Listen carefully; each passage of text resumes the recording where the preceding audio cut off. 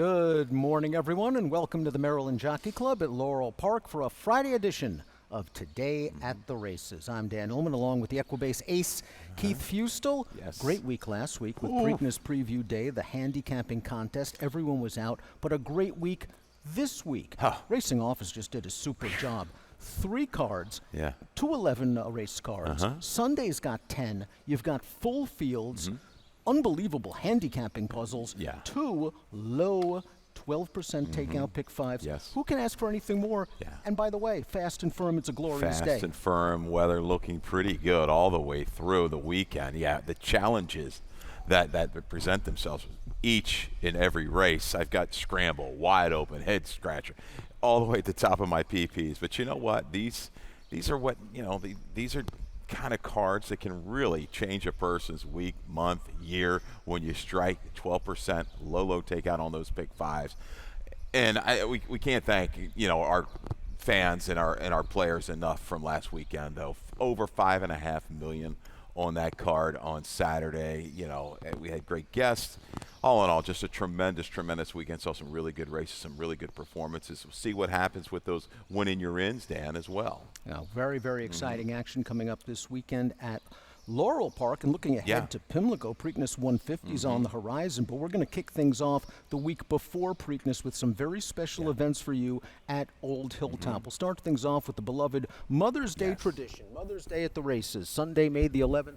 11 a.m. to 3 p.m. Get your tickets at pimlico.com. Always great to take Mom to the races and treat her to a couple of winners. She's done enough for you and me. And the day, I miss my mom dearly. Each and every day when I'm out here, I always think of her and wish she could be with me on Mother's Day at Pimlico. But you know what? Make the best of it. Take your loved ones out there and have a great day. And then Saturday the 10th, the day before Mother's Day, it's the biggest party in sports. It's the NTL season kickoff, the National Thoroughbred League. The Pimlico Cup's going to be on the line. This is sort of an innovative new concept, the National Thoroughbred League. Lamar Jackson owns the Maryland Colts. Dr. J. Julius Irving owns the Philadelphia team. And these situations where the owners draft their horses for specific races at Pimlico on the 10th, and whoever has the most points wins the Pimlico Cup. There you go. It's great. You got some celebrities out there, some big names, so don't miss out on that great day. Mention the weather. Let's take a look at the weather conditions. Main track fast. Turf is firm. Beautiful day. Temperature 71 degrees. It can't get any better. Again, from a gambling standpoint, these races are very difficult. A handicapper with their top picks could go, let's say, 3 for 32 over the next 3 days. And guess what? They could make money if they key the right horse in the multis. Turn themselves a nice profit. Absolutely. And again, you've heard me say this ad nauseum. I throw up 4 picks. Dan throws up 4 picks. We'll tell you if we love a win candidate. And you're going to see tons of value within our selections. And if you're seeing anything, 8, 10, 12, 20 to 1 on the board, please do not hesitate. Step up and bet a couple bucks across the board. We will strike with a few of those this weekend. We'll start things off with race number 1 going a mile on the turf course, claiming tag 40 down to 32. It's a non-winners at 2 life event, and it is also the first leg of our 12% low takeout early pick 5. Take out the 4 Bjorn, take out the 6 Key Stat, take out the 13 through 15. The 12 is in. Yeah, and I've got a minimum ticket here. My first ticket was well over $100. I got it down to 24.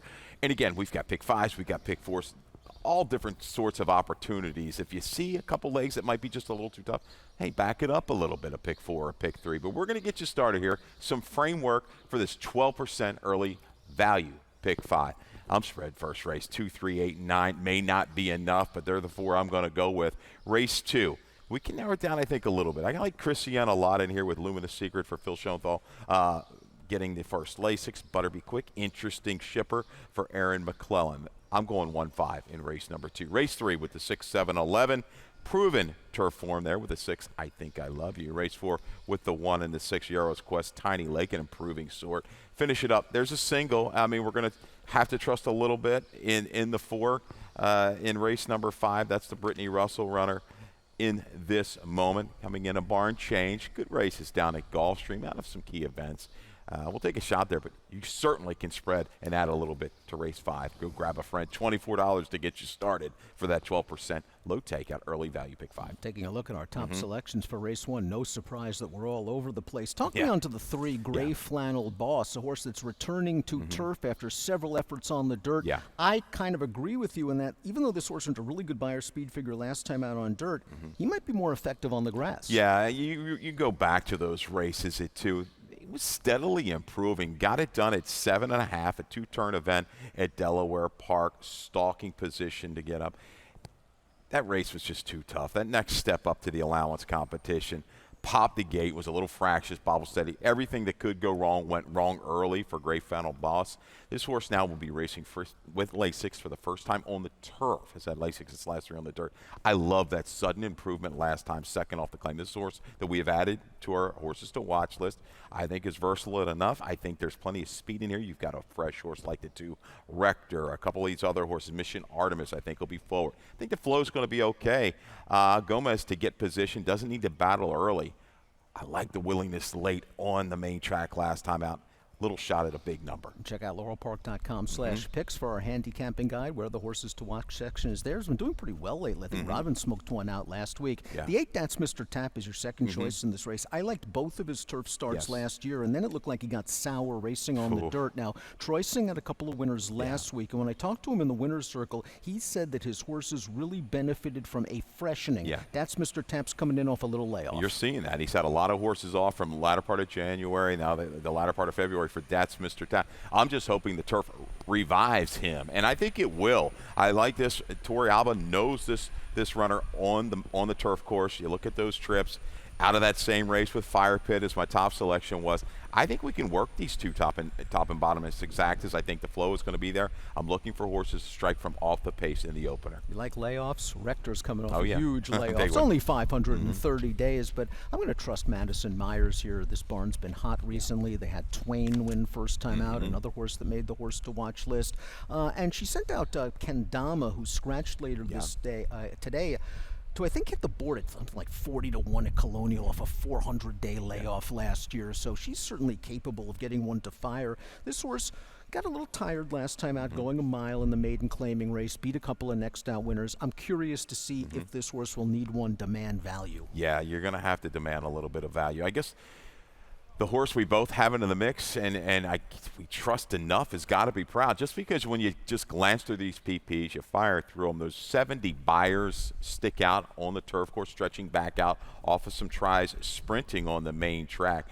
Again, with the flow that should be out there, I think positioning is going to be key for Rosado. Don't get hung wide the first turn, can make a steady progression. Last 16th of a mile, though, that could be his nemesis. He just doesn't quite follow through. He's had a little bit of a hang on the main track as well. Limited positive stat for the trainer, Tim Keefe. We're going to take a look at that trainer stat for the 9. Gatto Be Proud, dirt to turf, sprint to route, recently has done well. 2 for the last 10, $4.36 ROI. Homer Jones is the 2-1 morning line favorite. We've got a trainer stat for Homer Jones's conditioner. That's Mike Trombetta. First after layoffs between 6 months and 1 year. Don't worry about it. 6 for the last 25, 24%, $2.26 ROI. This horse earned a really solid buyer speed figure at Delaware. Has to deal with the layoff, but you see from that trainer stat, it's really not that worrisome, and this is a drop in class. It is a drop of class, and when you're looking at key horses, something we like to talk about a lot on this show, got to be Proud. Homer Jones, key up against Hank's Divining Rod. This is a horse that got into the lower 80s on the turf course. We're going to see him this weekend, I believe, too. He might be out, but a key animal. They were close enough, and now into this condition claimer certainly work as factors from off the pace. Wide open race to kick off the Friday card. 3, 8, 9, 2 for Keith. 2, 9, 10, 12 for me in race number 1. We'll move on to the second half of the daily double. Race number 2, 7/8 of a mile. A claimer for 3-year-old fillies, 40 down to 32. Take out the 6, Sassafrasness. This is the first leg of our first 50-cent pick 4 wager. We hope you don't get knocked out of the early pick 5. If you do, jump right back in the pick 4, because there have been some big prices on the pick 4 lately. And if you're alive in the pick 5, jump back in the pick 4. It's good to get greedy in this game sometimes. Yes, it is. You get hot, and when you got to strike when it's hot, right? So if you can hit a couple of these together, they will take you a long, long way. Man, Vinny Perron going to come out, I think, a little bit later this afternoon. We're going to try to formulate some tickets, some pick fours and pick fives. Vinny's coming out. I own 500. Do you really? I got to hide in the press box later on. Chrissy N. He comes in with that bag. I don't know what he's carrying in there. You better watch Usually out. A violin case is what he brings in. Chrissy N is the horse to beat in this race, and she is your top pick. We have a video spotlight for Chrissy N, and this horse just looked really good at Laurel Park. Yeah, this is a two-back race on March the 1st against Double Arrow. A really good horse here for Robbie Bales. We saw just win last week with a 68 buyer, and all in all, I thought this horse continued on well at the 5.5. The mile might have been a little bit too much. The antics pre-race certainly took a little starch out of Christiane, but I like this little run in between horses. Quarter pole to the 3/16, finishes up willing enough. 53 buyer, not going to wow you, but, you know, I think it's going to take a mid-50s to get it done in here, and I think she's going to have that little stamina build up off of that race down to Colonial and out of that race as well as the 5. Luminous Secret for Schoenthal, adding Lasix for the first time. I'm going to key around these two, Dan. Yeah, I think those horses also were hurt by the horse they faced. Oh, my Quantum gosh, Burst was 1-10, came back to run third in a stake with a 75 buyer. Major class relief for Christiane, who you mentioned, kind of popped open the stall before the start, got a little bit anxious, then was on a hard chase after that horse. This is a much better spot. I like horses cutting back to 7/8. I'm going to take a little bit of a guess with the 2. Butter Be Quick, dropping into a claimer for the first time in her career. Didn't really break the best at Parks last time out. Was sort of buried down inside most of the way. I think 7/8 is going to be okay for Butter Be Quick, but I have a feeling she doesn't have a lot of speed, and she may need a little bit of pace in this short field. She might need a little bit. Lazy Days went out there, slower internals to get it done. Will she be a target? There's not a really fast horse in this race. I thought Butter Be Quick, she needs to break. She broke a little slow up there last time out, showed a little burst, and then took back, tried to make another run. Maybe it was a little flat, wasn't really comfortable down inside. But, man, the debut was really good. You thought she was going to kind of be Annie Con. She hasn't been able to come back to it. Is this a situation where we're overthinking things? The 4 Trace Aris has 3 lifetime wins. The rest of the field combined has 5.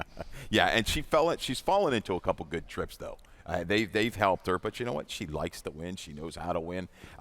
Did we run the stat? I threw something in late. I don't know if we have it or not. We do. Thanks, guys.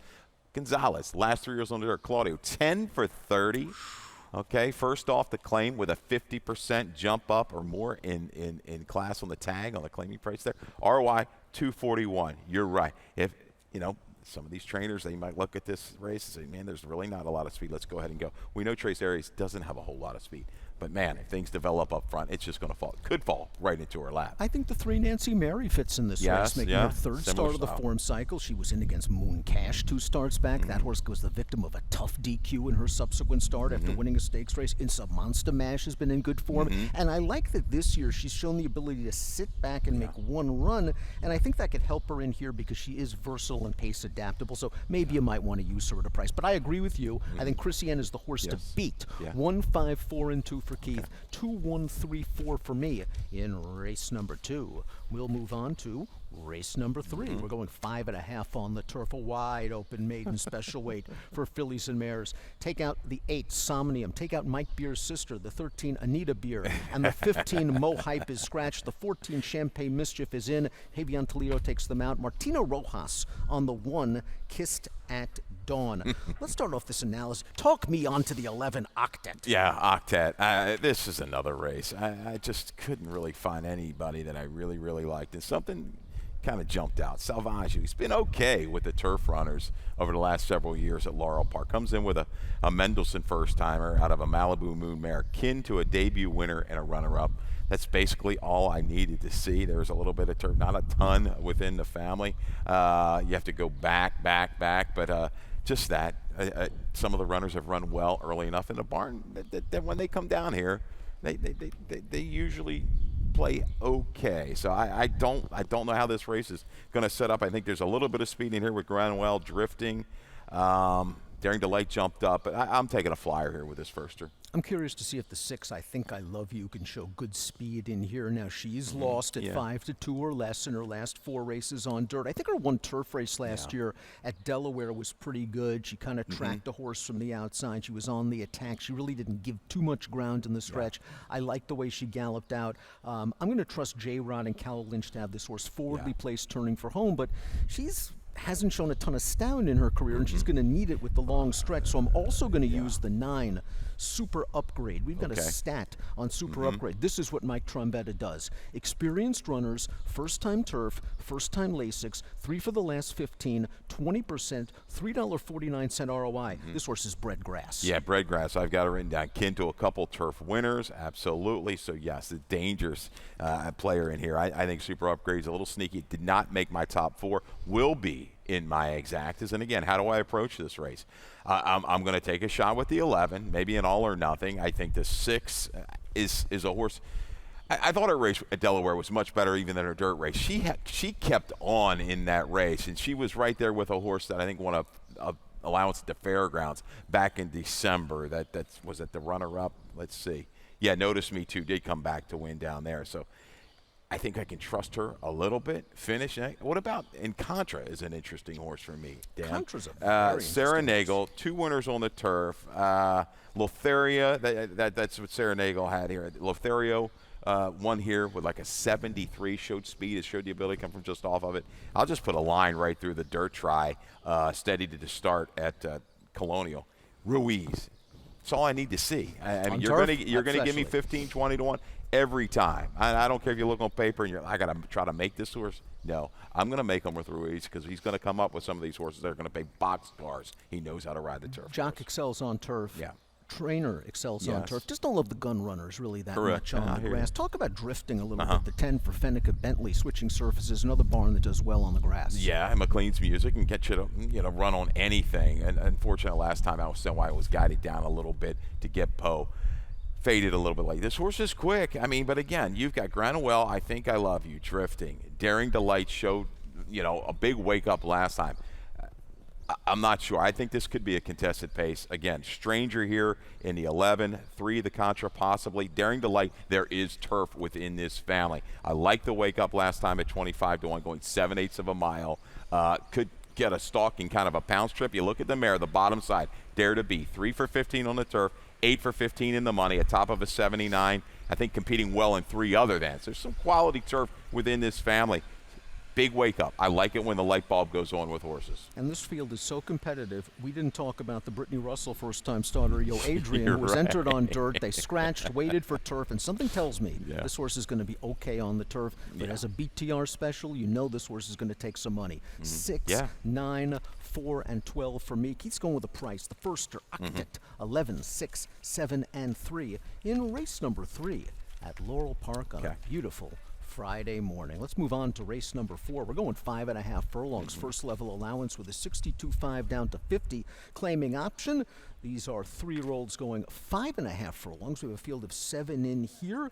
This is the first leg of our middle pick 4. We have early, middle, late. It's a really nice sort of progression. It's storytelling here at Laurel Park. Yes, it is. Yes, it is. We've got a quality group here. Field of 7. Yara's Quest. I've got this horse on top. You've got second. We've got a video spotlight. We're going to go back to the debut effort in November, mid-November, over this surface.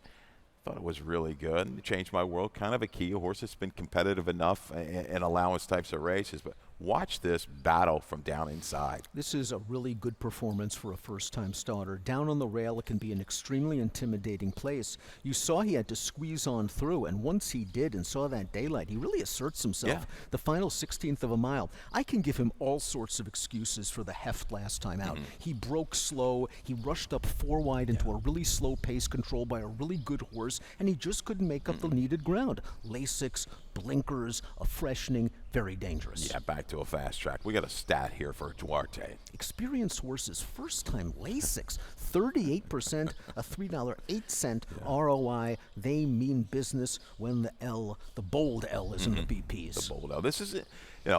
Break critical, 5.5. Do I think this horse can come from just off? Yes, but can I get in any kind of pickle in that opening 8, 3/16 of a mile? So it has speed down inside. So does, I think lifting is going to revert back and show a little bit of speed. Tiny Lake, your top selection. I tell you what, this horse is really running well. Third off the claim, and another bump up for Sanchez Solomon, who has struck a couple times within like the last 8 or 10 days with this move. I'm a big fan of this horse. He tries every single time. I'm a little concerned that this field might be too tough, but Rudy's been doing well overall between April 6th and April the 19th on the dirt. 31% giant ROI, $5.19. I thought first start off the claim, 7's a little far for Tiny Lake, and this horse was kind of pressing the pace in between horses. Again, like won the duel, lost the war, a hot start, and then last time out for 40, just a situation where did that race come from Schrader, who freaked out? Tiny Lake was very game to finish second. Nobody was beating Schrader at this level that day. No, that was a just out of nowhere race. We always thought Schrader had a little potential. Where that race came from, I still don't know. So another fresh face, Anlon, the 2-horse. I'm going to toss into the mix. I know maybe the number doesn't reach out and grab you. This is a Robbie Bales runner that I thought we were going to run a video, and I forgot to add this in. I thought this horse looked good body-wise and everything, big, kind of a little bit honky, and just did it with ease. When I put the comment, when ready, pay attention.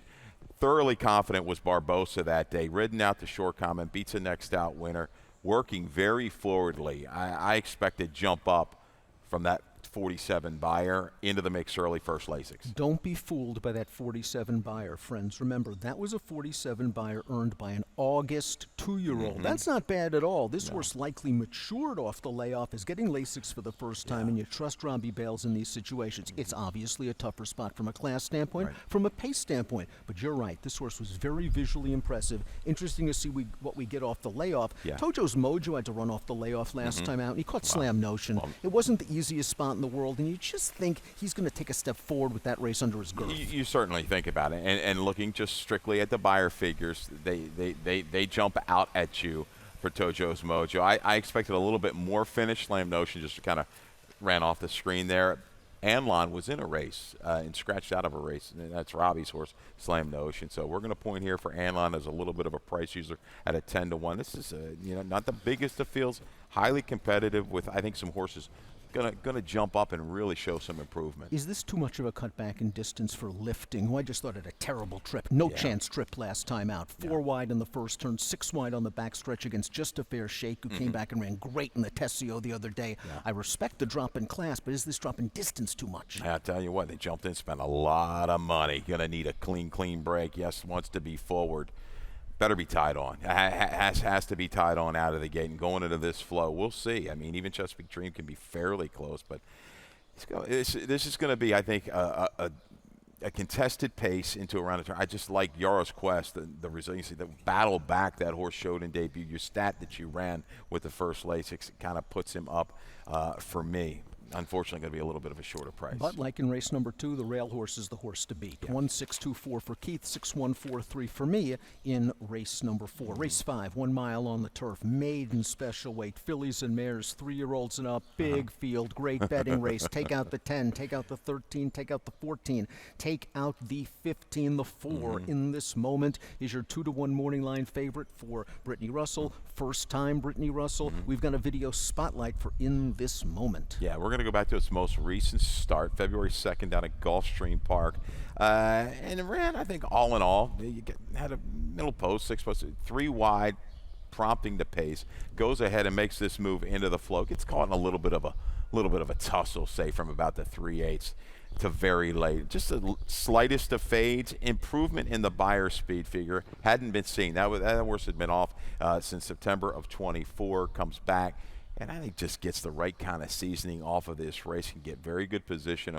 You got a couple horses that may want to go. Missoula inside, another one fresh. Did show that speed going a little bit longer, but I think forwardly placed, shortening up a 16th of a mile. First time Brittany. If you're betting Brittany since February the 14th, you don't need to handicap. You just bet Brittany, 34%, and you're making money. $2.14 return on investment. In this moment has tactical speed. The horse that ran third last time out just missed in the subsequent start. A maiden special weight down at Gulfstream with a 72 Beyer speed figure. Let's talk about Missoula a little bit. Going on for Kerry Raven first time. This one was with Christophe Clement down in Florida. We do have a trainer stat, I believe, for Missoula. First after the trainer switch, this barn does well. 23%, $3.49 return on investment. Competitive Beyer speed figures. They tried to rate this horse last time out, and maybe, just maybe, she's more effective when she's freewheeling on the lead. Yeah, and looking at the field, it must just be a go ahead and let's go. First time for Kerry Raven. It does some good work. You'll see some of the horses probably run up at Delaware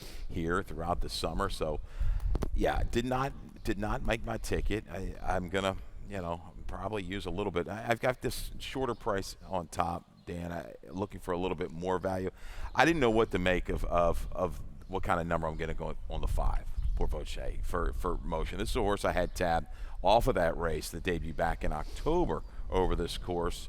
Slow start inside, move a little bit of flattening. I was waiting for this horse to run back. Came back at Tampa, just caught an overland trip. Maybe just got that tightener that it needed. I think follows through a lot better today. Conch Fried Rice is coming up from the fairgrounds for Michael Stidham. Just fell far behind. They turned this horse way back in distance.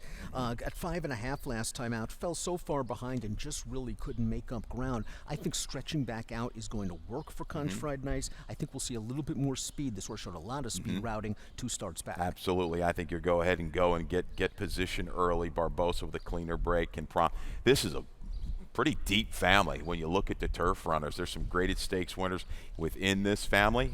I think stretching back out for Stidham, yes, I would like to see this one get into position, maybe 3 wide the first one, get that prompting pace. Is a player in here, and again, you've got a horse 6-1 morning line. I think it's going to be a square price in race 5. You want to talk about family? The 6 Sutton Susies by Twirling Candy cost $150,000. She's a half to an Irish Group 2 winner, a Dubai Group 3 place router, and a Dubai Group 3 place dirt router. So there's tons of family here for Sutton Susie. Watch the board. Watch the board. And if this is a situation, I'm not going to lie. I mean, if this was a Brittany horse and you saw all that, all the talent laden winning.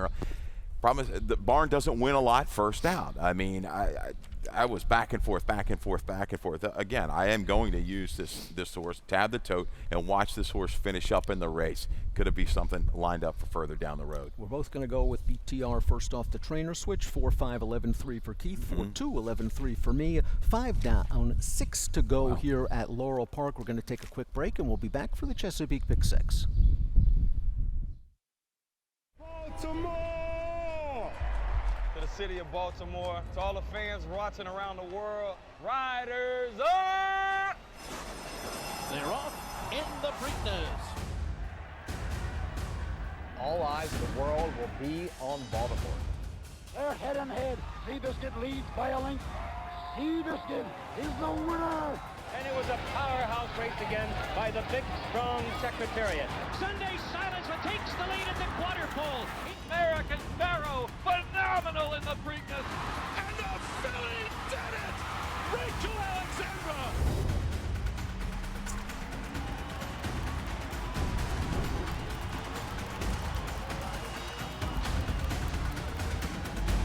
Here is Smarty Jones. He wins the Preakness by a dozen lengths. She's the brave, wins the Preakness.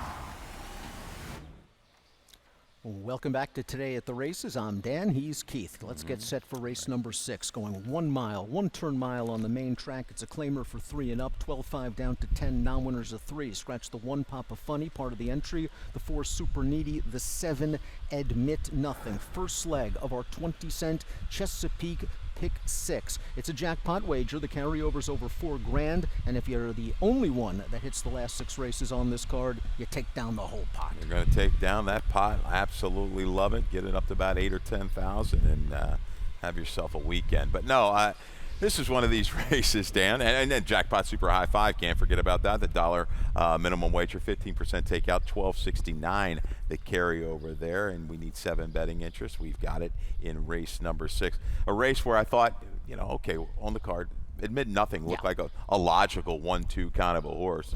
So we scratch the 7, Admit Nothing, out of here.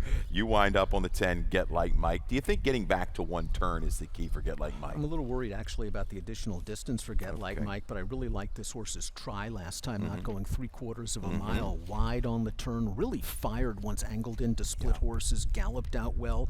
It just seems like every time they've stretched this horse out, this horse hasn't shown that sort of punch. So is Get Like Mike a closing sprinter? I'm willing to give him one more chance. I just think that last race was a nice move in the right direction. Hopefully it wasn't just the wet track. And that's what I should have said. I know the last time he stretched it went out to 2 turns. The 1 turn is a little bit more effective. Going from 6 out to the 1 turn, I am definitely going to use this one into the mix with promising apprentice, right? It's at Hazelwood. Very promising. Now, you like Motscari in here. First off, the Anthony Farrier claim makes a lot of sense when you consider the trainer stat for Farrier and Motscari. This owner-trainer combination, first off the claim, good partnership, 37%, wow. a $2.36 ROI. Motscari is a horse on a little bit of a losing streak, but he has run some sneaky good races, wired by Frosty the Giant 2 starts back, and really moving late last time. Yeah, and closing right up next to Admit Nothing. So Admit Nothing was going to be the horse to beat. I think now it falls into the hands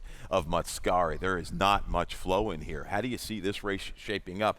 I was talking to my man Joe Gass on the way down. We were discussing race 6, and it just as a head scratch, does Formula Fair try to go? I know last time out of 5.5, bounced around at the break a little bit. On the go back, he's been able to kind of go through some fractions. I'm just not sure how this race is going to set up into the far turn. I think Formula Fair is going to go. I think what happened last time out, first for Feliciano, they turned this horse back to sharpen him up. Now he stretches back out, and he gets a very aggressive gate rider with the X-Man. This horse has some interesting back races. Tell me about Earl Adassel, who kind of mid-moved going 2 turns last time out before flattening. Even though this horse has not succeeded at a 1-turn mile, I don't mind him at this distance. Yeah, a couple scratches in here will help. Again, drafting in, I think this horse has the time to run perfectly. That definitely costs the outside move into that flow, fading behind Admit Nothing. But numbers stack up steady enough. Going to take around to 60, I think, to win this. Lower 60. I mean, I know Motscari's run a little bit faster, but yeah, just positioning. I don't want to see this horse 5 wide into the far turn. Big drop. I can't see that. Big drop in class for the 1A Run for Your Life, who certainly fits at this level from a speed figure standpoint, but talk about a horse that just has no speed. He's going to be far behind in a paceless race, so really needs some things to work out. Yeah, and again, is it going to be contested enough? The class drop, the barn trying to get back to the circle. They're coming back in the right direction. But we'll see. I think we'll take some money. Might be a little bit too short of a price there for me. I'm going to toss in Ascribe, another deeper closer. Sometimes we've seen these horses come in from parks off of that track and kind of livens them up a little bit. Got an okay number at 8-1 with Zambrana. 311, 10-2 for Keith. 10, 1A, 311 for me in race number 6. Here's race number 7. Back to the weeds. 1 mile. It is a starter optional claiming event for 3-year-olds and up. Take out the 5 Bill of Rights. Take out the 8 Kendama. The 10 Be Determined. The 12 Frosty the Giant. And the AEs 13 through the 16. First leg of our second of 2. Low takeout. 12% value pick 5 wagers. Mackenzie Pfeiffer has a ticket. We're just now to the value late pick. Well, it's a marathon Friday card. I love it. Woo! Plenty of action. 12% takeout. Here we go. Mac, what you got? Singling our old boy Tom Hagen. Yeah, this guy's one of my favorites to get you started in this 12% takeout. Again, late value pick 5. Race number 8. She's going to go 3 deep with the 6, 7, and 12. Sure meant to be. Falcon Blue turning back. Yeah, I like that one. And the 12, Creed's Vision. One of our horses to watch right on our website. Yes. First time gelding for that Morley runner. Race 9, 3-6, Hurdle Street, Prado Road. They will be taking all the play in there. Race 10, little spread-a-rama again, 3, 4, 5, and 7. You both like Benny Havens a little bit. If I kind of went through the picks, going to be using that guy with Sheldon Russell. Finish it up with the 1, 2, 7. Race 11, Road looks like it goes through Jerry's Gem on the attack mode for Damon and Reb. Yeah. Might take some pressure from Beach Cowboy. She's looking for some closers as well in there with the 1, always scaling in the 7, My Mamba for Kieran. It's a $36 late value pick 5 ticket for Mackenzie. Madison Myers entered 2 in here. Scratch Kendama. Sticks with the old boy, the one Tom Hagen. I think that's a good sign. We've got a video spotlight for 10-year-old Tom Hagen. His game is speed. He loves to be close to the pace. And this is the race going back. Where do we go here? We went November 10th, right? This horse has run well fresh. He's now 10, but he's run well at 9 fresh. But this is a good race. Position, 9 posts, big field of 12, got position, went ahead and prompted the pace. Guapo Ness was a horse that kind of got hot there for a while on the turf for Rudy Sanchez Solomon. Goes on the attack far turn, and these two cut it out. You see this 3/4 and 11 and change. Battle all the way to very, very late. Tom Hagen, I think, getting back, he likes the mile distance. He's good here on this turf course. They scratch Kendama. Yes, Minister for Magic might go ahead and go in a horse like Splendor Beauty, but I think Sheldon gets along with this guy beautifully. He can go ahead and sit, get a stalking position if needed. He's going to battle today. No, you're absolutely right about that pace being hot. First quarter 23-3, second quarter 23-3, and just still battling hard all the way down to the wire. It was a solid performance. He tries hard. If they leave him alone up top, he's going to be tough. Now, if there is a hot pace, you see Tom Hagen. Madison Myers having a great year. Oh, yeah. 4 for 17 this year, 24%, a 249 ROI. If this pace gets hot, however, Mr. Mandashek, who we saw finish 8th in the video spotlight behind Tom Hagen, has a puncher's chance from the back. It's been a long time between drinks. This horse hasn't won since 2022.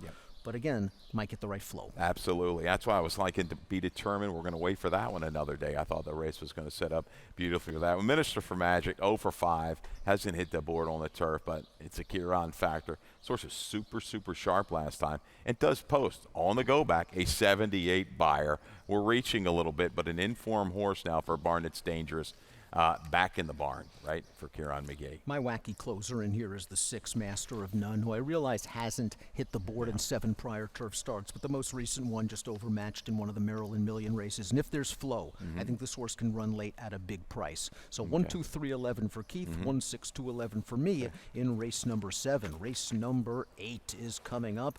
We're going 3/4 of a mile. This is a good maiden race. 45 down to 36. Maryland sired or bred may waive the claiming tag. Take out the 2 Mike's Magic. First leg, late pick 4, and what a way to kick off the late pick 4 with a big field. And Creed's Vision has just been very unlucky in a lot of his races. This is a horse that type of horse I usually just don't pick on top. 4 starts, 3 seconds in a third. We're drawing outside today. No excuses. First time gelding. Let's go to the video spotlight from its most recent race, March 29th, in a shorter field. Gets missed the turn. Horse that, we're kind of liking right now. Unfortunately, shuffled early. Yeah, it looked like Jamie wanted to get early position, and you're going to see right here, this horse to his outside is going to pinch him back just a bit, and that's going to cost Creed's Vision momentum, and more importantly, it's going to cost Creed's Vision at least 2 or 3 lengths. And as he's shuffled back, Jamie gets to the outside and tries to come with a run, and does come with a run in the stretch and finishes a pretty solid second. We see him in the far outside in the familiar West Point colors. That's Creed's Vision on the far outside, but he's going to be very game to finish second. The race 2 starts back. He had all kinds of traffic trouble. This horse is going to run on late, and maybe as a gelding, he's going to calm down a bit. Yeah, I still like this effort. Owns correctly, doing it the right way, right? First time gelding, settles down. Listen, there's 4 or 5, I want to say, kind of need to lead types, it looks like to me on paper. Setup's going to be there. No excuses for Creed's Vision. If he comes away cleanly, I think he'll settle and make a sustained run. I thought Falcon Blue was much more professional in the 3rd lifetime start. Seemed green to me, sprinting in the first 2. Last time out, dropped back down to this level. I thought this horse ran okay. Split horses in the stretch. Had to alter course outside. I thought it ran well for 3rd, and I just think this shorter distance works for Falcon Blue. I think this horse has some upside potential. Agreed. Closed against the grain of the racetrack. 2 back sprinting at Colonial's a player for me. A dead aim last time. Just flat. Slower internals. The other one's telling him I'm coming held very well down inside. I'm definitely going to give this one another chance.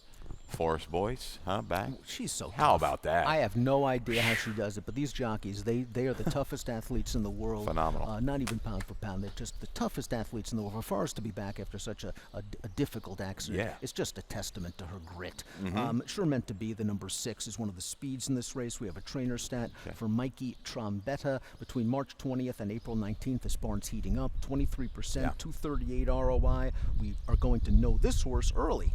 I thought this horse ran very, very good down at Colonial. The 3 wide, old bid, then battled in between, extended battle, just to fade a little bit, but gave way grudgingly. I thought this horse is moving clearly in the right direction. A big jump up again from a buyer standpoint. Sometimes Colonial a little high. You know, you kind of bring them back to reality a little bit, but still playing. Even if you drop 6-7 points off of there, the buyer figures stack up. Again, you know, use the word seasoning a little bit, but yeah, in those battles, it's going to help him moving forward. I think he's going to go ahead and kind of measure the speed. He may try to go right to the front. Bernie the Star is going to have something to say with it inside, but I think this is a player near the 6. We've got about 600 horses on today's card to discuss. The most intriguing one to me is Foil, who cost $500,000, is beautifully bred, and in his debut, he was eased. Why was he eased? Because he didn't pick his feet up at any point in the running, was just completely distanced after a half mile. With that pedigree, you have to think he's going to run a little bit. What do you do? In for the tag. He's a half to first mission, right? It's scary. We use the term all or nothing, possibly. I'm not going to get beat by the horse. He'll be thrown into the exactas. I think Robin likes this horse as well. We'll see if Creed's Vision gets a lucky trip this time. First time gelding, 12-7-6-11 for Keith, 7-6-12-4 for me in race number 8. Race number 9, 3/4 of a mile, 1 of 3 first level allowance features on the day. This is for 3-year-olds and up. We have a field of 6. We're going to start things off with Prado Road, who showed a little bit of a new dimension last time out. We have a video spotlight for Prado Road, and Brittany Russell felt that this horse was going to have to need the lead, and Sheldon said, I don't think I can run with this. Elvis himself early in the race. He's fast. I've ridden him against him before, so he sits with Prado Road, and Prado Road was pretty professional and sharp finishing it off. Yeah, this was good. Kind of up, back. You see kind of the way the chart, and then works a seam here, easing out. A good ride by Sheldon Russell. But sparingly race is Prado Road, but I think freshened up, ready to go, and there's a little tenacity there, a little bumping around, a little gameness past mid-stretch, but is able to sustain. Hits a lifetime best buyer of 88. I think he can bring it back. And, again, I love the positioning where he is right here with Swifty Devil just to his inside. Just go ahead and prompt the pace and hopefully go on with it. He can prompt. If no one wants it, he can make the lead. Yeah. He has that kind of speed in the past. Great versatility for Prado Road. Hurt on the street, exploded last time out. Yeah. Maybe it was the wet track, but he made a very strong 3-wide bid on the turn, and then he just ran away from that field. Now, is he a pace-dependent sort? I'm not sure. I'm hoping for a fair pace. I think he'll kick again. I think Mike Girales has this one in good form. All of a sudden, yeah, that he just kind of got back to that top. This was a really good effort. Again, was it just the perfect storm of the track? Maybe just love the way that ground felt underneath of him. But yeah, off of that race, he is a definite use. I don't want to take the favorites together in here. I'm looking for 3 captains, maybe second off the claim. Spotty run last time out, 3 wide, out 5 wide. Looked like he was going to follow through. It just didn't quite click late. Willing enough, though. The blinkers bringing the attention. Second off the claim for Claudio. I'll use this one as kind of the value to help my exacta. Keith looking for value. I'm a chalk-eating weasel. Okay. 6-2-3-5 for Keith. 3-6-5-4 for me in race number 9. Let's move to the late double. Race 10, 5.5 furlongs on the turf. First level allowance, 3 and up. Big full field of 11. Super betting race for race number 10. I want to start things off with your top selection in here. We talked about Michael Stidham bringing his horses back up from the fairgrounds. Rio Chama, first time gelding, and by American Pharaoh. They love the turf. They like the turf, and this horse is getting back to sprinting. Now, this horse sprinted on kind of off tracks down at Colonial last summer, but I thought they were good enough. I look at this race, Dan. There's not a lot of true speed. Freshened up, first time gelding. Get back to those early tactics in his races. I know the buyer numbers, they're not there. You're seeing the ROIs. First turf 343. You're seeing dirt to turf 353 ROI. Positives. When you're playing this game, we want to make money. We want something positive. You've got it here in Rio Chama. I think just a good break. He's going to go ahead and go with Barbosa. Reggie runs rogue. Pretty good horse. Why not? Ready to go here off the break. First time gelding. Benny Havens hasn't won a race since 2019, but I think he ran pretty well towards the end of last year. He's 1 for 41 lifetime, so he's not the most trustworthy sort. But what I liked about that race, those fractions were very, very sharp. 22-1 opening quarter. This horse made the move into a 22-2 second quarter. and was pretty game to finish third in a race that was dominated by closers. Yeah. So maybe he's figuring it out. He's 8 years old. Maybe he's a slow learner. It's like Benny Havens, Katie's Notion, Tall Order. They look very similar. I do think Tall Order, and we have a stat here for Gina Perry, I think of those three that I just mentioned, is a little bit more tactical with any kind of break. Gina Perry gets Tall Order back after a one-race sojourn down to Turfway. First after the trainer said, that's a pretty nice ROI. $12.70. You could basically retire on those selections. 1.549 for Keith, 3.548 for me in race number 10. It's just a wide-open race. Katie's Notion can kick late. I think pace is really going to play a big role in this race. Absolutely. And when I was looking at it, Dan, it was hard for me to pinpoint who's going to go ahead and go. Maybe the 9, Fade the Noise, possibly could go ahead and go. But I'm hoping I get a decent break in Barbosa. We can just go ahead and send inside. Let's close things out. Race number 11, 3/4 of a mile, 7,500 down to 6,000. Beaten Claimer. This race for 3-year-olds and up. We're going to start things off with the number 1, Always Gambling. Gene Versano rides the 2, Always Gambling, coming off a good performance. We have a video spotlight for that $7,500 condition claiming race. Here's Always Gambling, just settling in pretty good position behind a 3-ply speed duel, but it's going to have to go wide into the stretch. Yeah, sits there in the clear. You see the short comment, found out 7 wide, kept on gamely, just couldn't quite get past. But all in all, second off the break, a barn we talked about, the horses off of these freshings. They're running very, very well. The key for me here with Always Gambling, he's got good back sprint numbers too when you go back on the page.